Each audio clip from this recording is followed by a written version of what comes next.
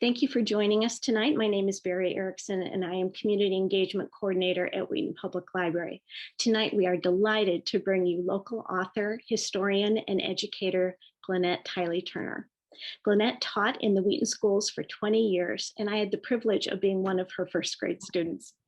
I'm sure there are many other students, friends, and admirers with us tonight. As you might imagine, Glennette has a very extensive and impressive list of achievements. In order to make the most of our time together with her, I'm going to give you just the briefest of summaries. Glennette's research and writing started soon after her family moved to Wheaton in the late 1960s, inspired by a neighbor's claim that the Underground Railroad had operated right here.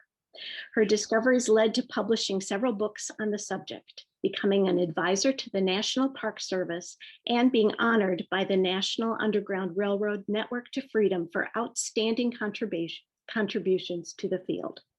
Most recently, Glennette's book, Fort Mose, The Story of the Man Who Built the First Free Black Settlement in Colonial America, was selected to be featured in the Network to Freedom's virtual storytime. Her newest book, A Man Called Horse, is due to be published in November.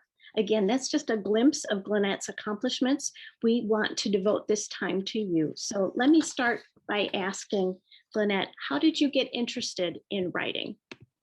Well, when I was a little girl, very few, if any, books had images or stories of African Americans. Even people who had accomplished great things were omitted from these books. The Black schools received our books secondhand from the white schools, so I knew those students were also missing this information. My dad was president of a small, very poor Baptist college in St. Augustine, and my mom was concerned that he was president by day and fundraiser at night.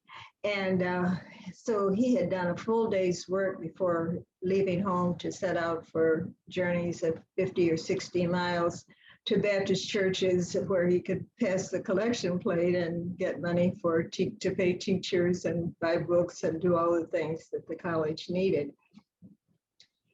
My mom solved the problem, though, because she knew I loved to talk and ask questions. So she thought that she'd send me along and that I'd be talking and that Daddy would not fall asleep at the wheel if he was engaged in conversation with his daughter. And I just have such fond memories of those times when I had his full attention, and he just was so knowledgeable and wanted so much to share these stories that weren't in the books. I remember fondly one night we were at a one-horse town. I mean, just a little town that was so small that it really, really didn't need a stoplight.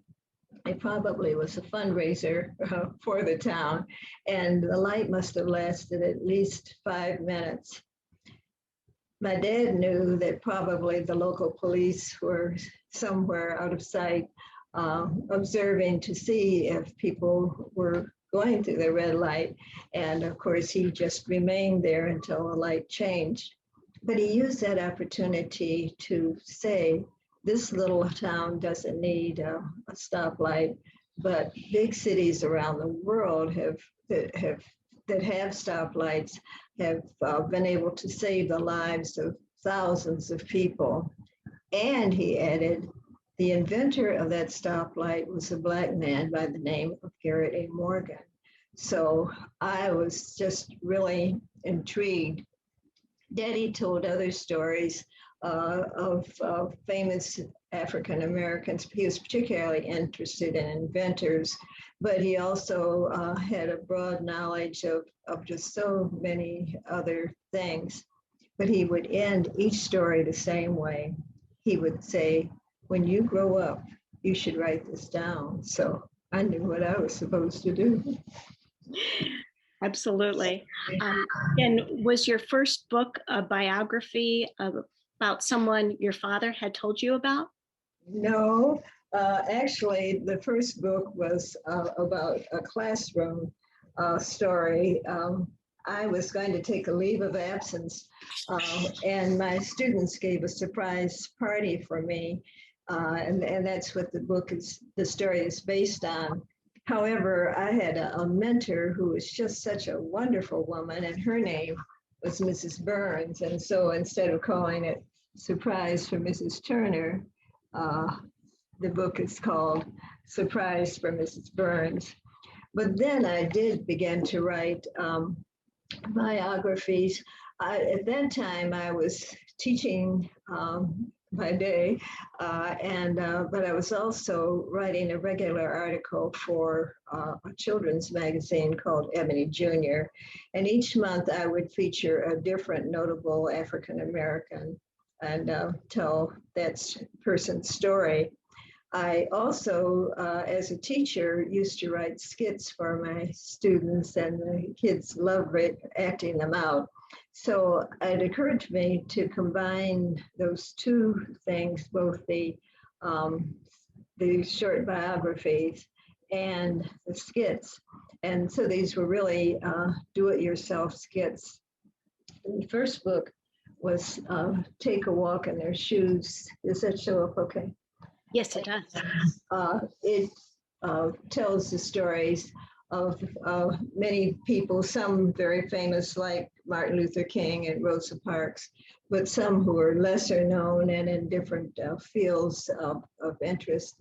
And then the next one that is a collective biography was called Follow in Their Footsteps. And it includes many stories.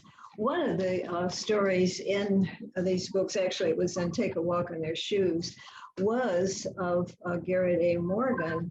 What happened is, as I was preparing to write, I of course did further research, and I learned new things, things that my father hadn't told me. For example, Garrett A. Morgan had not only invented the stoplight, but he had invented the gas mask, and there was an explosion in the Cleveland Waterworks. And he personally went into the area where the explosion had taken place and rescued a number of the workmen. When it was publicized that the gas mask had been really the device that had made this possible, fire companies purchased the gas mask, but then when it became known that that it was invented by a Black man, they discontinued purchasing the gas mask. So those are the biographies. I will be issuing those again, either as a series of booklets, where each story would stand alone.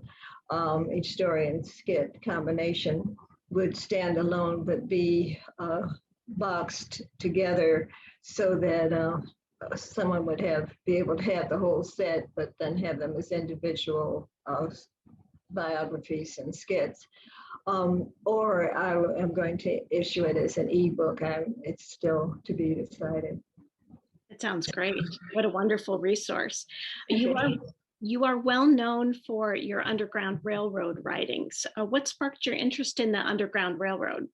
Well, as you said, when our family moved to Wheaton, I learned of it. A new neighbor made a chance remark. She said that she understood Wheaton had been part of the Underground Railroad. I'd been fascinated by stories of the Underground Railroad ever since I first read Harriet Tubman in grade school. But everything I read talked about Underground Railroad operations in states east of Illinois. So when this neighbor said that she understood Wheaton had been part of the Underground Railroad, I couldn't imagine that she knew what she was talking about. So it made me curious enough to go to the DuPage Historical Museum, and there the curator gave me two books. One was called Glennette and the Story of an Old Town, and the other was the WPA book on the Wheaton, the DuPage County Guide.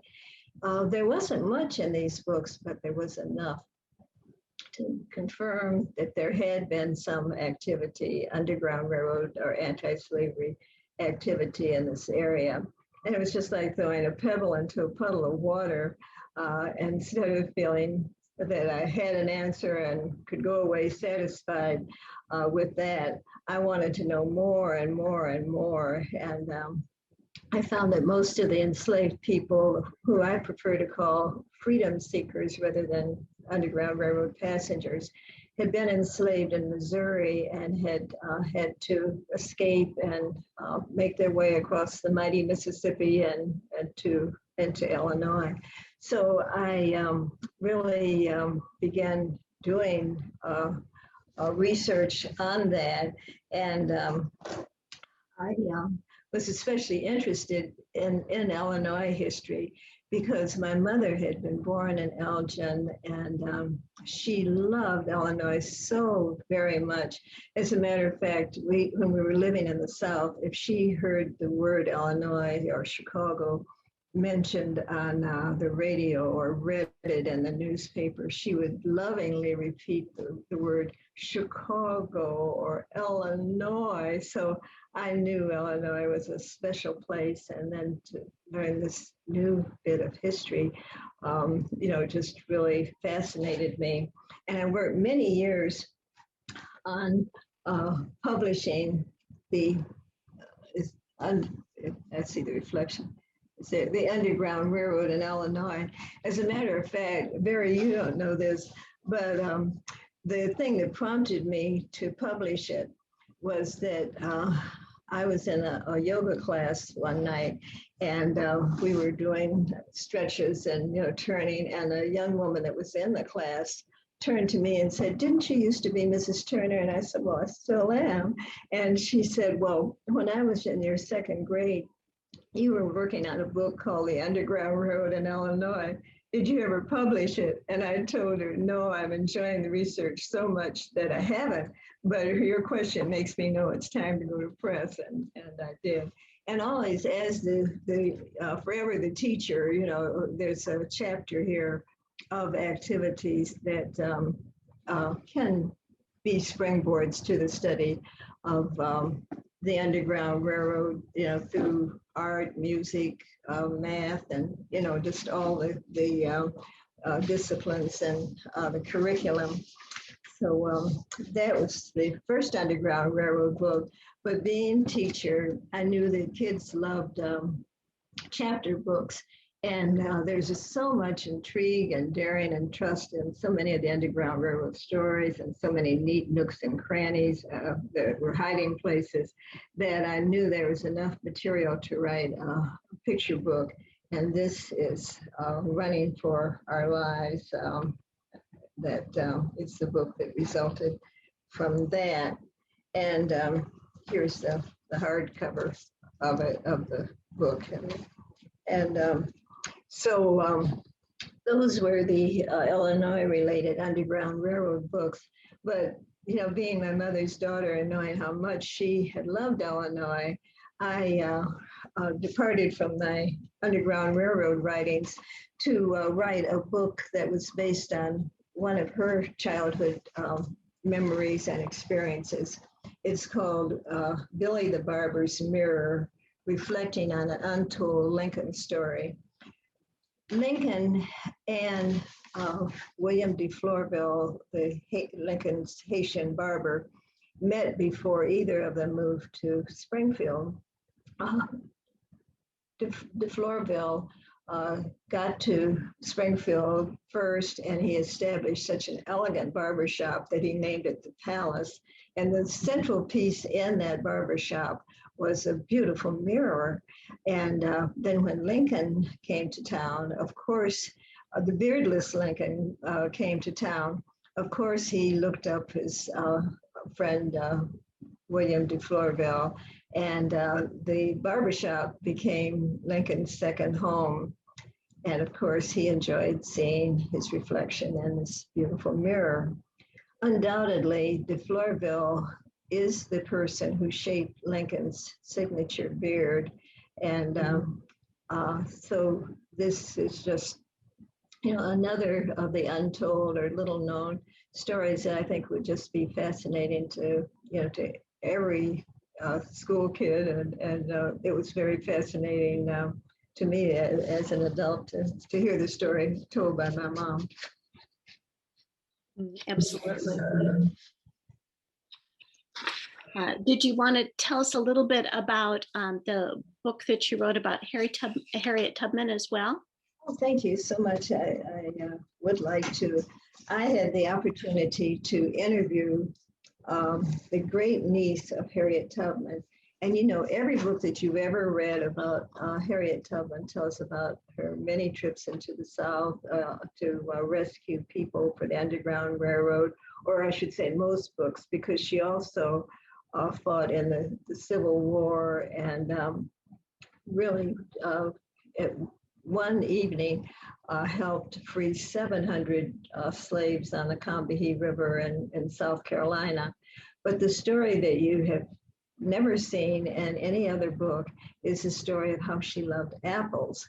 I had the opportunity to meet her great niece, and the niece told me the story of how Harriet Tubman had to pick apples as an enslaved child, but for the slaveholders were controlling, and so they said that an enslaved person could pick, polish, wash, do anything with apples except eat them. And of course, Harriet was so curious about this luscious looking fruit that one time when she thought that the coast was clear, she thought she would go and take a bite of the apple. Here is a picture of how she thought the overseer was going to be far enough away that he couldn't see her. However, he whirled around and gave her a beating that just tore through her clothing, and she had whelps that lasted the rest of her life. At that time, she promised herself two things. One, that she'd be free, and two, that she'd have all the apples she wanted. And so later, when she was free and had a home in Auburn, New York, she planted apple trees all the way from the street back to the house. And when the apples were ripe, she had extended an invitation to her neighbors to bring their baskets and help themselves to apples. It was really a simple symbol of freedom, and also, I think, a much gentler story about Harriet Tubman, because you heard of how she, would threaten people who wanted to turn back.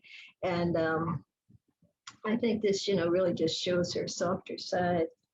The other Underground Railroad book that I published was of my town, the hometown that we lived in when my dad was president of that small college in Florida. I hadn't realized it until many years after we moved away that Florida was a sanctuary. It was a destination for the Underground Railroad. We always hear about Canada being the promised land, but people who were enslaved in South Carolina were told, often by the grapevine, that if they could escape to St. Augustine or to Florida, that the Spanish would free them, providing they joined the Catholic Church and the militia. There was a man by the name of Francisco Menendez who did both, and he built the first free Black settlement in colonial America. And this book was a SCVWI honor book, so made me feel like a big girl. So those are my Underground Railroad titles.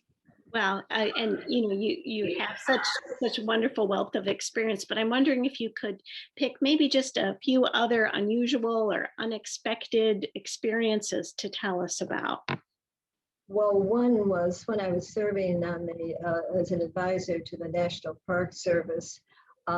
We went to the Milton House. Senator Paul Simon of Illinois, as you know, was an independent scholar, and he knew of my work, and he invited me to join this group of advisors for the National Park Service historians. And most of the other people were university professors, and they all had a great sense of themselves. And so if they had a question, they didn't ask it, But, you know, being a second grade teacher, if I had a question, I'd raise my hand and ask the question, and then they'd cup their ears and remove their pipes from their mouths to listen. And we had meetings in different locations. And one time we went to the Milton House in Wisconsin. And the Milton House was a stagecoach stop and like a hotel of the day. But behind it, which seemed as if it was a whole nother lot or a whole nother property, there was just a little wooden house. But in fact, there was a tunnel from the Milton House to the house next door. And it was just the tunnel, you know, had seepage of water and mud as you walk through, you know, so it's very atmospheric. But then we went to this house and sat there, and, you know, to just be in that setting with other people who were, you know, as deeply interested in the Underground Railroad as I was just so very moving. Another experience was when I went to visit with Harriet Tubman's great niece. Her name was Mrs. Alice Brickler, and she lived in Tallahassee. And I had applied for grants. I had taken a leave of absence and applied for grants all during that time. And of course, none of them came through until it was time to go back to school. And so we set up a meeting on the Columbus Day weekend. And I taught at Longfellow School and had a first grade class at that time. The kids loved to be the first class off the playground after school. And so that particular day, I told them if we delayed recess until the end of the day, we could have recess, and when the bell rang, they'd be able to be the first class off of the classroom, off the playground. My thought was that then nobody would need to go back and get a lunch box or a lost glove or any reason that I'd have to go back into the building. So just before the bell rang, my husband drove up and had the motor running, and the bell rang and the crossing guards helped the kids across the street, and I hopped in the car. And I caught went to O'Hare and flew to Tallahassee. I met with Mrs. Brickler, and then the next day, the AUW in Tallahassee, the fellow branch to the one I belong to here, had acted as local hosts and had done a lot of the local logistics. And I was able to go to dinner with them after interviewing Mrs. Brickler, and she was just elegant. She taught French at a private girls' school in New Jersey before she retired, and then after retirement, she went to Tallahassee to be near where her son lived, and so that's how she happened to be there. But she was just really such an elegant woman, and she talked about how her mother talked about how to be a lady, and her mother was the niece of Harriet Tubman, and she and Mrs. Brickler was able to remember times that Harriet Tubman would come to their home, and she said that they would be sitting talking, and then Harriet Tubman would flop, would have one of her spells and just sort of flop to one side, and then after she came out of the spell or came back to full consciousness, she'd resume whatever story she was telling, right where she left off. And she always told the children, learn all you can, because what you have in your head, nobody can take away. So those are two wonderful memories. Wow, thank you. Thank you. So I know that you continue to be a very busy woman. What sorts of things do you have in process? What's new for you? Well, tomorrow morning I'm going to speak at the DuPage County Board about the new Underground Railroad project that they have at College of DuPage. But I'm about to issue the Lewis Latimer book as an ebook, and it'll be animated. In the original book, there was a picture of the light bulb because he had, of course, been the person who patented the incandescent bulb. And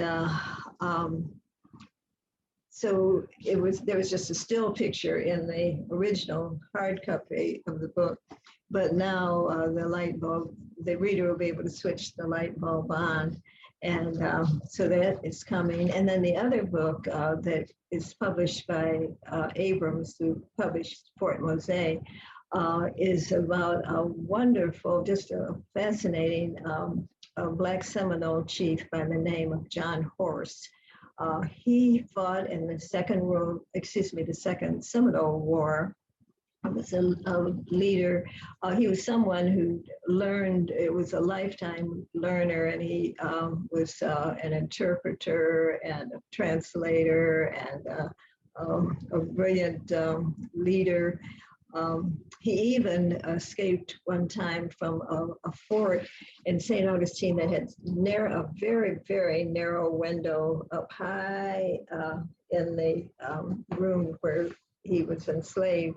And he and Wildcat and a number of other Seminoles were able to tie together their bed sheets or their mattress padding, and also to fast enough that they were able to climb up and climb through these very narrow openings, and and drop down into the fort, and down into the moat of the fort and escape. So to go back to John Horse, he and his people were sent to Indian Territory, but found very unsatisfactory conditions there. So he and Wildcat, who was a Seminole chief, took their people to Mexico for 20 years.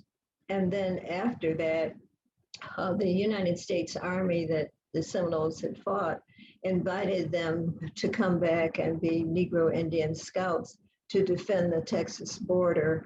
And so that story is going to be one that every reader will enjoy as well. It should be published, it will be published in September of 2021. Wonderful. Well, that's something else for us to look forward to. Great. So obviously, learning and teaching is such a passion of yours. Why do you feel it's so important for these topics to become more well-known? Well, if you think of American history as a piece of beautifully woven plaid, the strands of every color contribute to its beauty and are an integral part of that design. Black history is American history. And as a beautiful strand of color in a plaid fabric, it merits being taught as an integral part of the nation's history. Just as every school child learns the name and significance of Thomas Alva Edison and Alexander Graham Bell, they should also know the three-part name of Lewis Howard Latimer and the vital role he played in bringing light to the world and birth to the telephone. What I had neglected to say is he not only had invented and patented the incandescent, the incandescent filament for the light bulb, and just think how cities around the world were able to have lighting after electricity came. And he worked as a Thomas Edison pioneer. In addition, he is the person who rendered the drawing for Alexander Graham Bell's telephone patent. And so his name should be right there with theirs. And I just think that's an example of how everyone is shortchanged if the history is neglected. Absolutely. Absolutely. Absolutely. Well, thank you so much. Those are our prepared remarks, but we definitely have time for some questions from our participants as well. So before I start those, let me just remind everyone to go ahead and open up the Q&A. Again, that icon is usually along the bottom edge of your Zoom screen, and we welcome you to open that up and enter your questions there. So let me go ahead and ask one of our first questions here. Someone asks, do you illustrate your own books? No, I don't. The publishers arrange for the illustrations. For this last book, I was able to arrange for the reprint of a number of historic pictures that will be among the illustrations.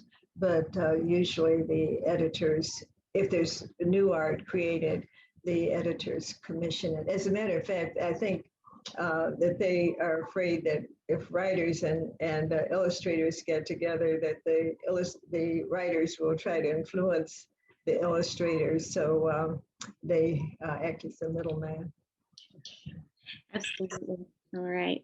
Someone is just remembering fondly some contact she had with you. She says, I had the opportunity to meet Mrs. Turner a few years ago, and she's read and purchased several of your books, and just, praises you for what a wonderful person you are and what you've contributed with all of us for our passion for history. Thank you. And she was a part of the actors in a play that you co-authored that was performed at the Growl Mill in Hinsdale. Oh, that's my friend Darwin Walton. Darwin and I were both on the board of the Growing Mill, and she's a very accomplished musician and a very fine writer. And we knew that the mill had the Underground Railroad history and was interested in education, and yet there wasn't anything that really brought it to life. And Darwin suggested that we do a simulated journey on the Underground Railroad. We found that John Coe, who lived in Hinsdale, right there near York and Ogden, just south of Oak Brook, used to bring freedom seekers to the mill.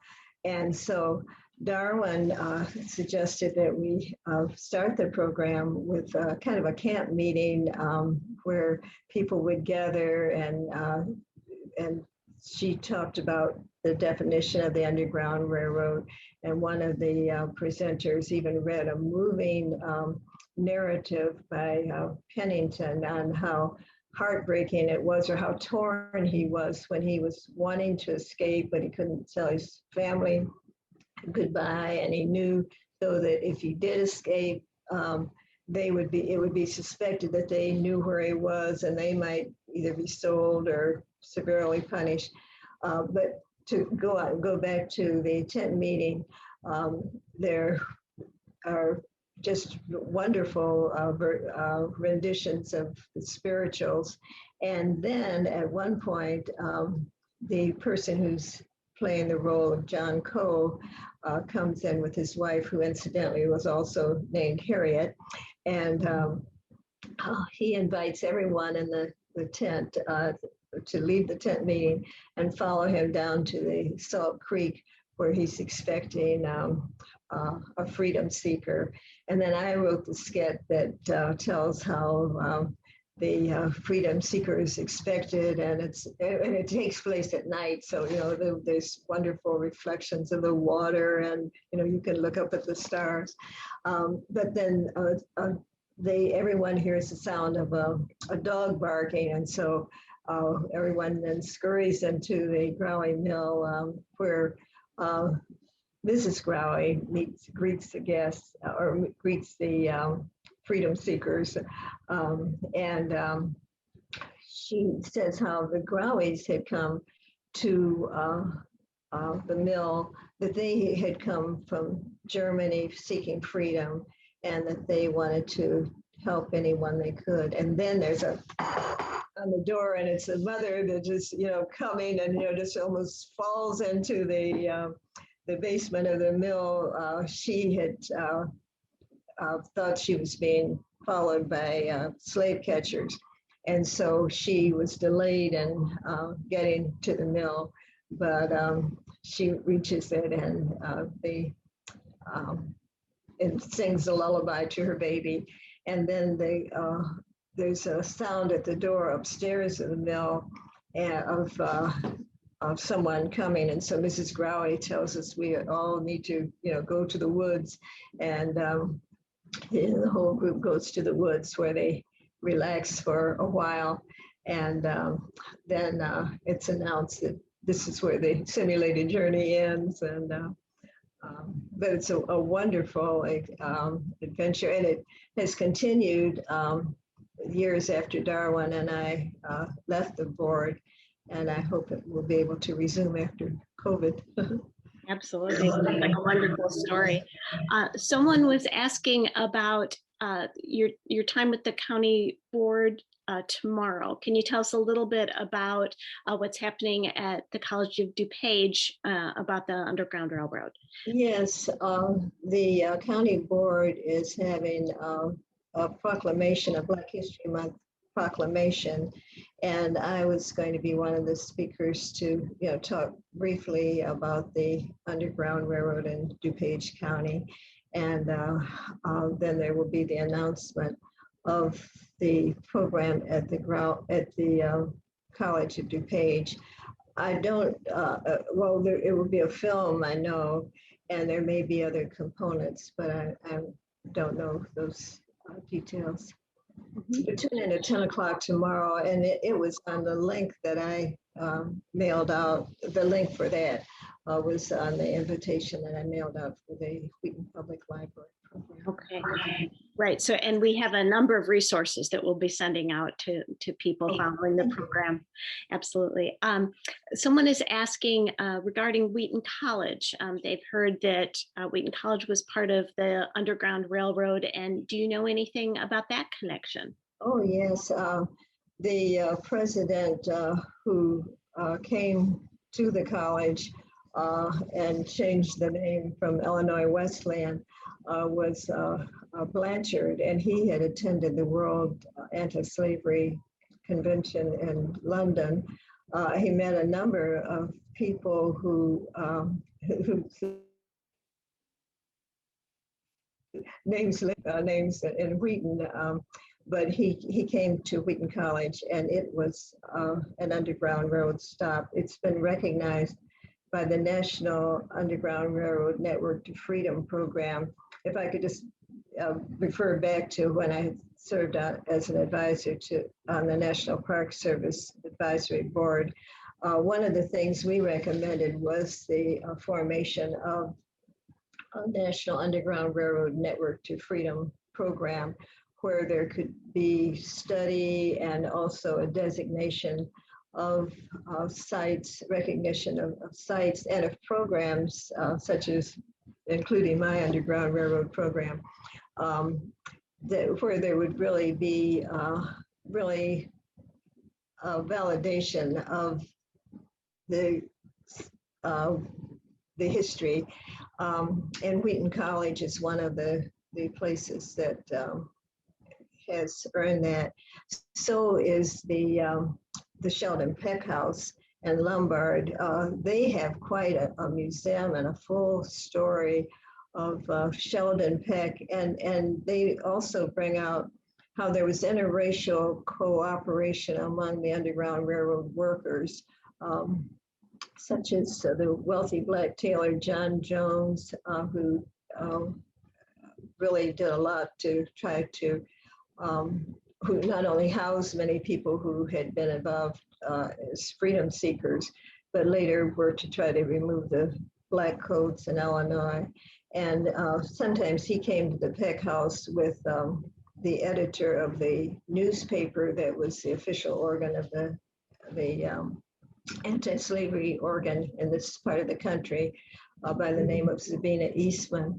And then they would meet down on the DuPage River, just, where the Churchill Forest Preserve can be entered from Pennsylvania Avenue. Well, there on the, if you enter there and look up at the bluff that's formed above the river, there used to be a house there that was owned by a man named Thomas Filer. And that house was also an Underground Railroad safe house. And it too had a tunnel from the house to the barn. Its tunnel was from the house to the barn. And so that those are examples of places here locally in DuPage County that are on that are recognized by the Network to Freedom program. Great. Thank you. Someone is asking about the AAUW. Maybe you can tell us what that stands for, and are you still participating in that with that organization? By all means. The AAUW is the Association of University Women, and I have belonged to it for many years. They were involved, as were many groups, in the civil rights movement, but some organizations were kind of sunshine soldiers and didn't stay, didn't continue to be supportive of the civil rights movement. And I felt that AAUW had. Also, I had received, the grant that I received was from AAUW to help develop the interview, and I later did a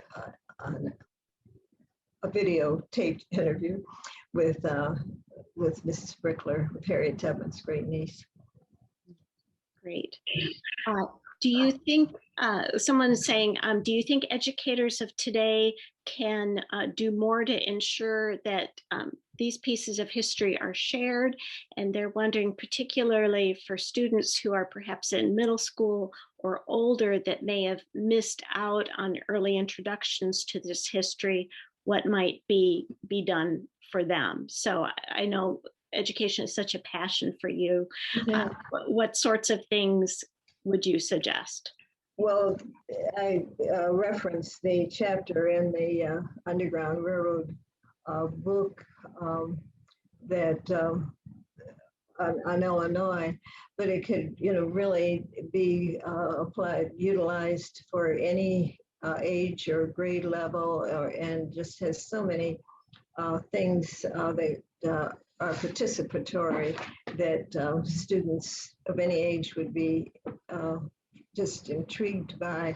One of the experiments, or one of the science-related things that is suggested there is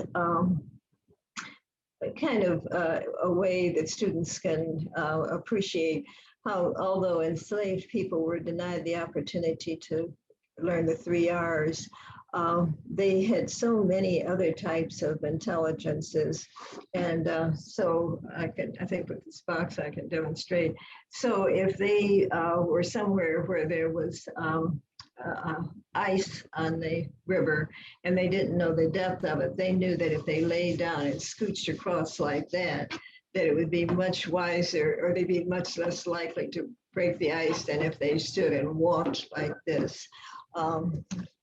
Also, there were activities. Another activity was for some, either an individual or group of students, to take like 4 shoe boxes and then to depict the same scene in winter, summer, spring, or fall, and and really discuss the pros and cons of escaping in one season or another.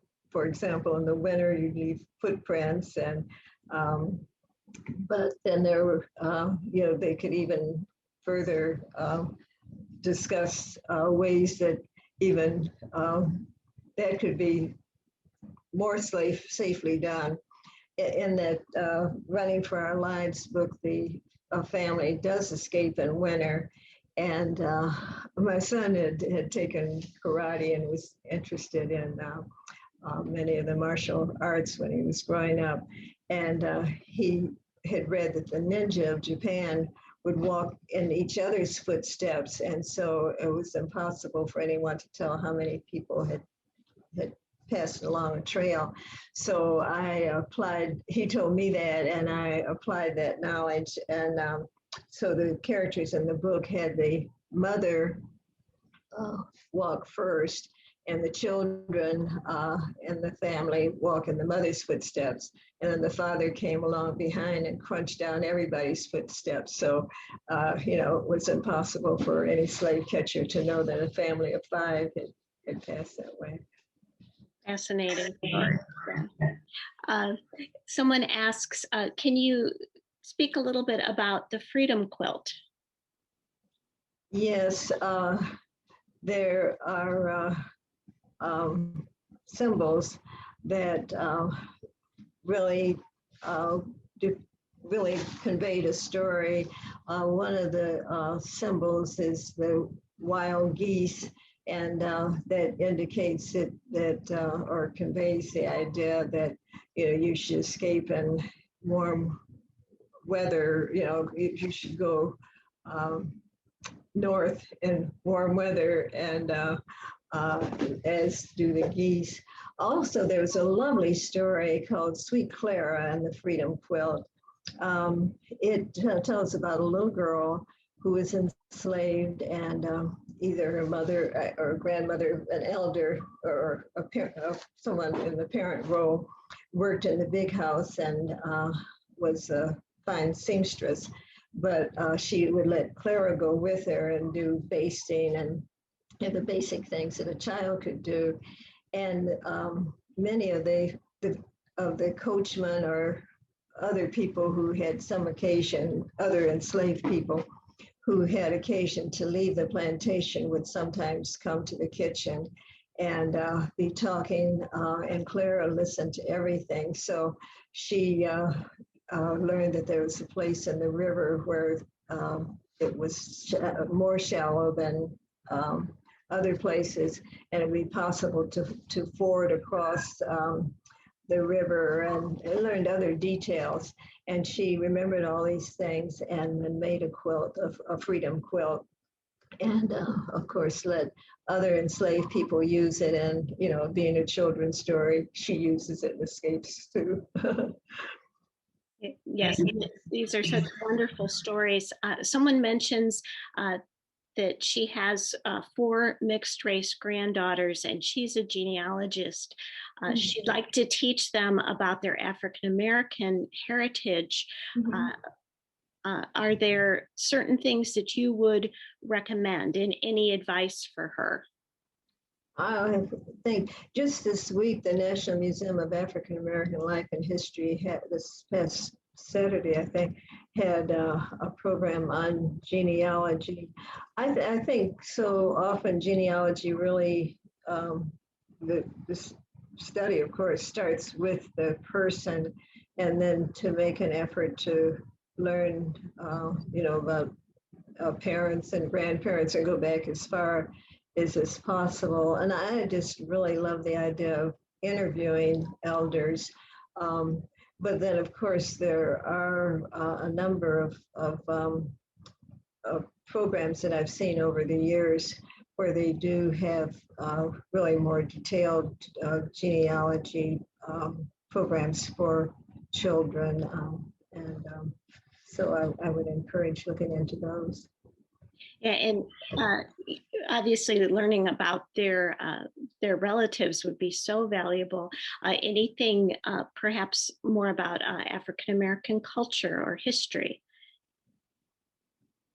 that I would recommend. I just think to learn, excuse me, to just really learn about, to be a lifelong learner and just learn, as much as you can about, every culture, and history is just so very enriching.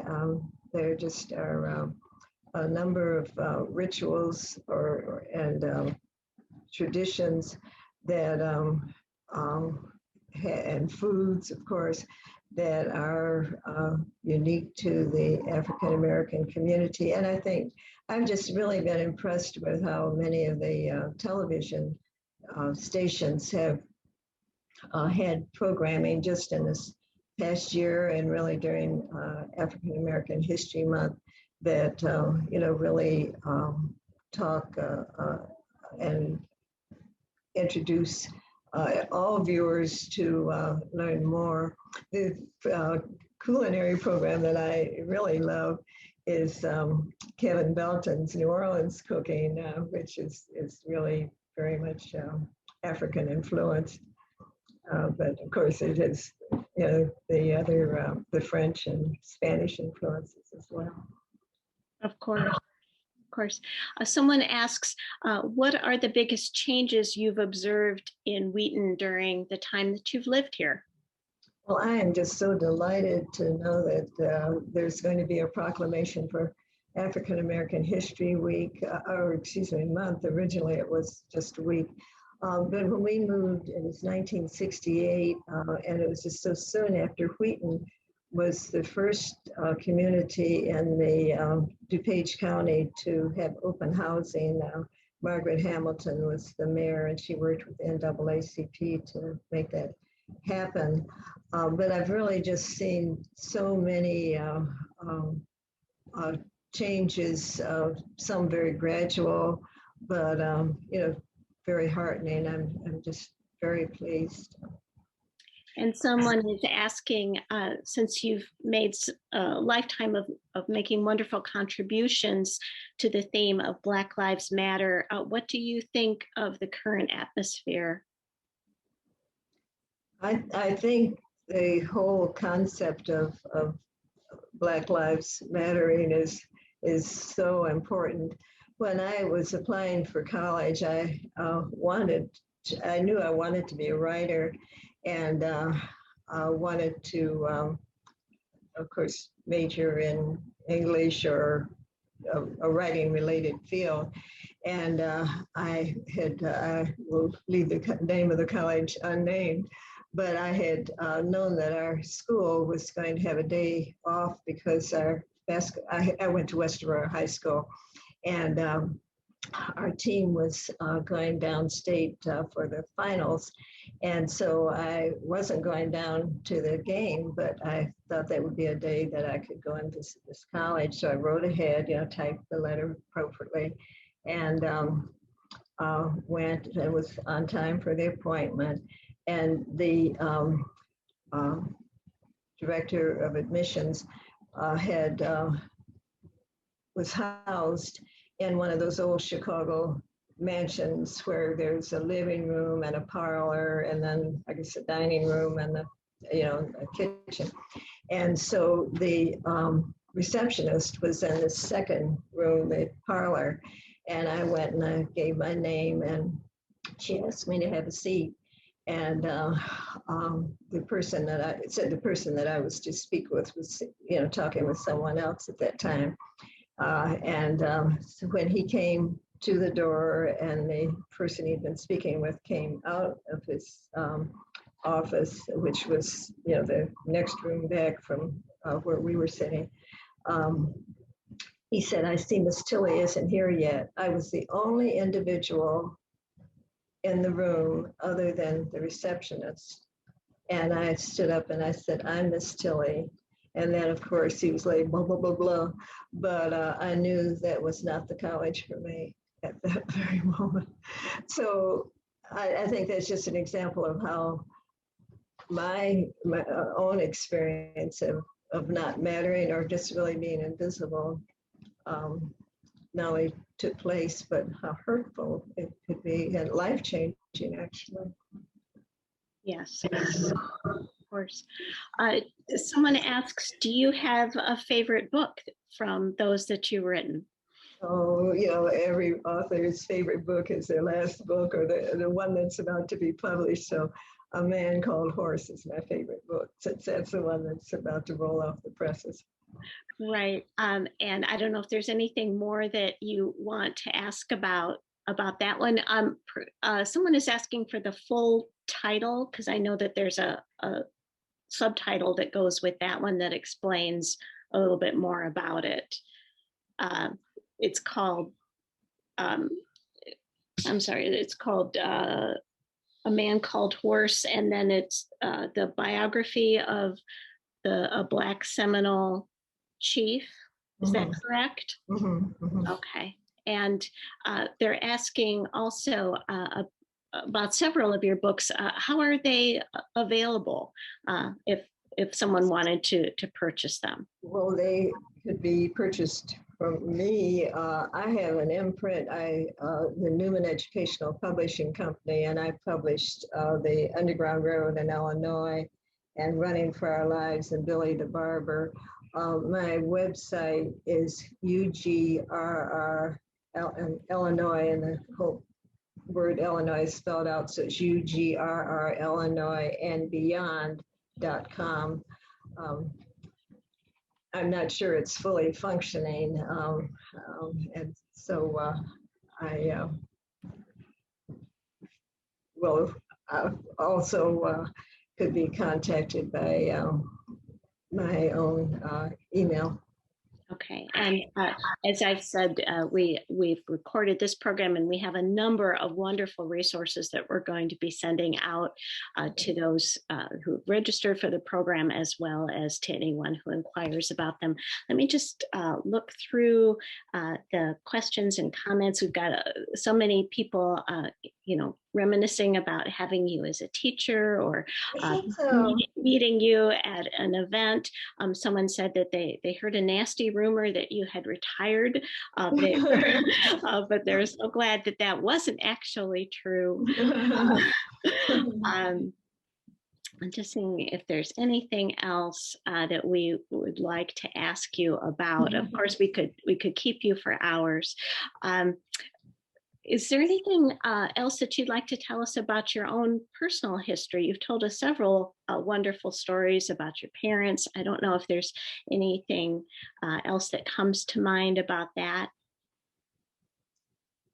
I just really feel I've just really just lived a wonderful life, and have a wonderful family and friends, and really have enjoyed traveling and being a lifelong learner, and just I just think the more you learn, the more enriched your life is.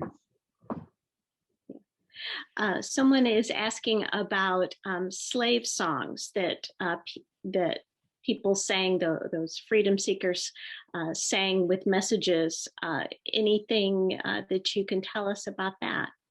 Yes, songs like "Wade in the Water," were certainly instructional, and there are a number of songs. A year or two ago, Kathleen Battle gave a concert at the Auditorium Theater that really consisted of the spirituals that connected with the Underground Railroad there. Okay. All right. Well, I think that's probably all of the questions that we have for you. Thank you so much for your time. Again, you're such a treasure to our community. So again, we're very grateful that you didn't actually retire, and that you're able to be involved in our community in so many wonderful ways. So thank you for all of the time and effort that went into preparing for this for us tonight. I have a number of resources that Glennette sent to me, and I will be sending all of those out to everyone who's registered for this program. We will have the recording available on the library's YouTube page in about a week.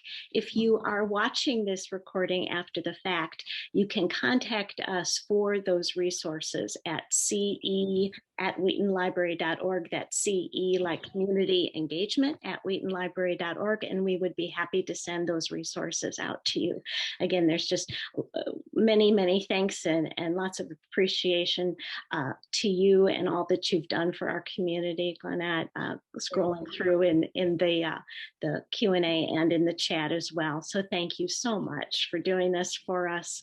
And we look forward to making that recording available to everyone. So thank you for joining us tonight. We hope everyone stays safe and healthy, and we hope to see you again very soon. Good night.